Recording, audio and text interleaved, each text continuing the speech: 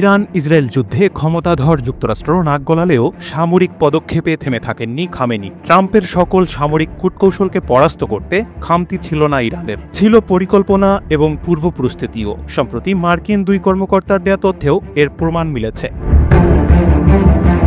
ইরানের সামরিক বাহিনী গেল মাসে পারস্য উপসাগরে নৌমাইন লোড করেছিল বলে জানিয়েছেন দুই মার্কিন কর্মকর্তা। ইসরায়েলের হামলার পর তেহরান হরমুজ প্রণালী বন্ধে প্রস্তুতি নিচ্ছে, এমনটি শোনার পর উদ্বেগ বেড়েছিল ওয়াশিংটনের। কারণ ওই প্রণালীকে কেন্দ্র করে মার্কিন বাণিজ্য অনেকটাই নির্ভর করে। নাম প্রকাশে অনিচ্ছুক ওই কর্মকর্তারা জানিয়েছেন, মার্কিন গোয়েন্দা সংস্থার নজরে আসা ওই পদক্ষেপটি ঘটে 13 জুন, যখন ইসরায়েল ইরানে প্রথম ক্ষেপণাস্ত্র হামলা চালিয়েছিল।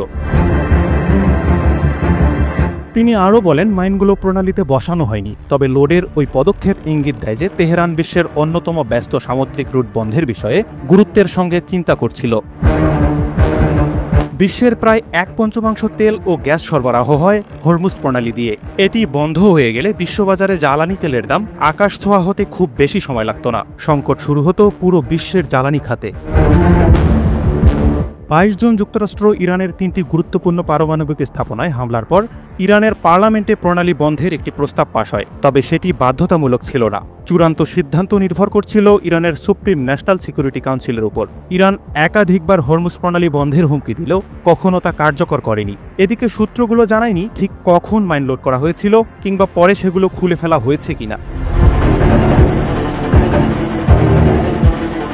হোয়াইট হাউসের এক কর্মকর্তা অবশ্য বলেছেন, প্রেসিডেন্টের অপারেশন মিডনাইট হ্যামার এবং সর্বোচ্চ চাপ প্রয়োগের কৌশলের কারণে হরমুজ প্রণালী উন্মুক্ত রয়েছে, নৌ চলাচল স্বাভাবিক হয়েছে এবং ইরান উল্লেখযোগ্যভাবে দুর্বল হয়েছে। বিষয়টি নিয়ে পেন্টাগন বা জাতিসংঘে ইরানের মিশন কোনো ধরনের মন্তব্য করতে রাজি হয়নি। কর্মকর্তারা বলছেন, ইরান হয়তো শুধুমাত্র যুক্তরাষ্ট্রকে ভয় দেখাতে মাইন লোড করেছিল, যাতে ওয়াশিংটন বুঝতে পারে তারা চাইলে প্রণালী বন্ধ করতে পারে। কিন্তু এ বিষয়ে ইরানের পক্ষ থেকে এখনও স্পষ্ট কিছু জানানো হয়নি। 2019 সালে মার্কিন ডিফেন্স ইন্টেলিজেন্স এজেন্সি জানিয়েছিল, ইরানের কাছে 5000-এর বেশি নৌমাইন রয়েছে, যা মার্কিন ঘাঁটিকে পরাস্ত করতে যথেষ্ট।